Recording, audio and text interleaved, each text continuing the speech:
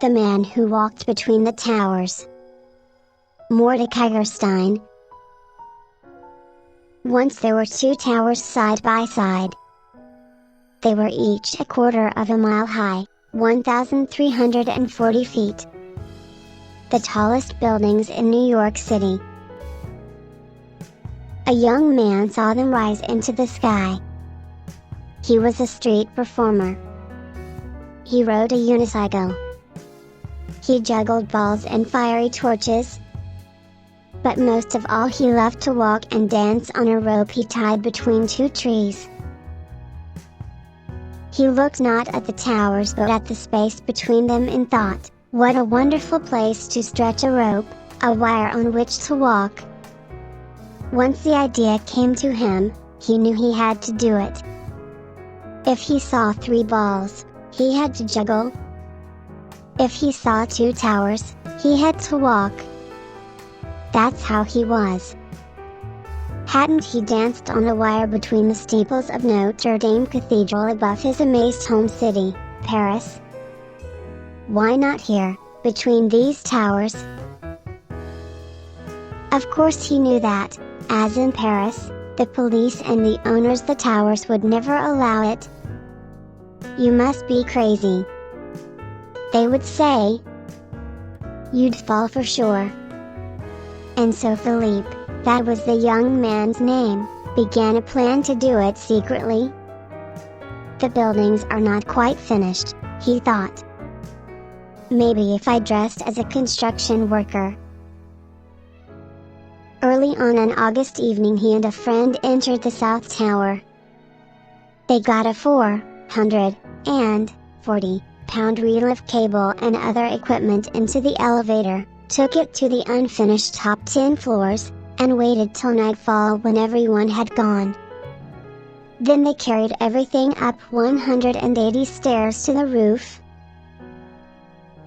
At midnight, on the other tower's roof, 2 more friends tied a thin, strong line to an arrow and shot it across to Philippe, 140 feet away. It missed, and landed on a ledge 15 below the roof. Bad luck, thought Philippe.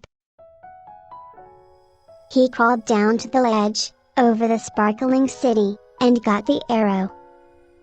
To its line he tied a stronger line, which his friends pulled back to their tower. To his end of the stronger line, Philippe tied the cable on which he would walk. It was 5/8 of an inch thick.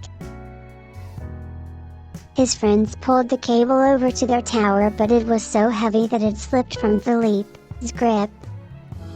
The cable's middle plummeted toward the street, pulling the friends on the other tower to the very edge. Philippe, just in time, secured his end. It took 3 hours to pull the cable back up. Frantically, as the stars stated, they tightened it between the towers. It was past dawn before they were ready. Philippe put on his black shirt and tights. He picked up his 28-foot balancing pole. All his life he had worked to be here, to do this. As the rising sun lit up the towers, out he stepped onto the wire. Out to the very middle he walked, as if he were walking on the air itself.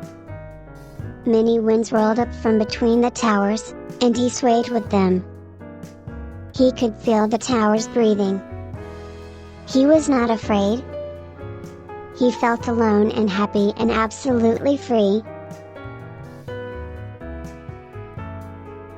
A woman coming from the subway might have been the first to see him. Look! Someone walking on a wire between the towers. Everyone stopped and looked up. They gasped and stared. It was astonishing.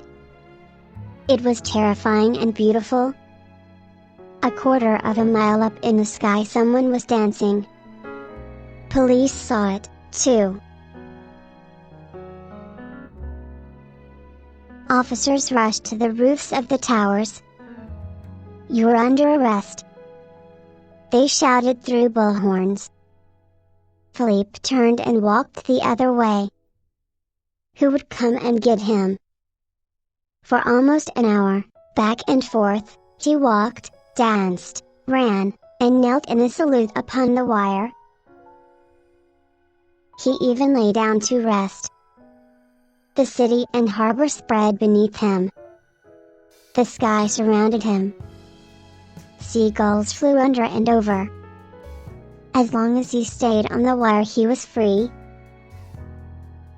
When he felt completely satisfied, he walked back to the roof and held out his wrists for the handcuffs.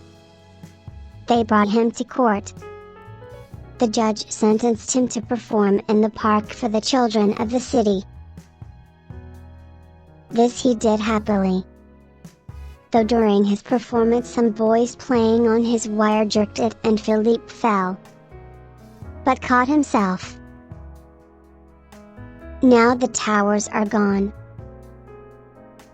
But in memory, as if imprinted on the sky, the towers are still there. And part of that memory is the joyful morning, August 7, 1974, when Philippe Petit walked between them in the air.